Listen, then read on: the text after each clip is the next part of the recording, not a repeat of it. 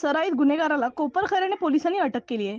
बोनकोडे विभागात झालेला घरफोडीचा तपास करत असताना गुप्त बातमीदारामार्फत सीसीटीव्हीच्या आधारे मिळालेल्या माहितीनुसार कोपरखैरणे पोलिसांनी या सराईत घरफोडी करणाऱ्या चोरट्याला जेरबंद केले।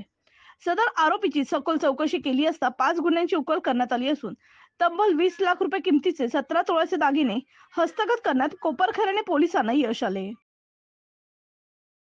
दिनांक 2 रोजी सकाळच्या दरम्यान घरफोडीचा प्रकार झालेला होता। त्यामध्ये कळंबोली पोलीस स्टेशनच्या टीमने जवळपास आरोपी अरेस्ट केलेला आहे।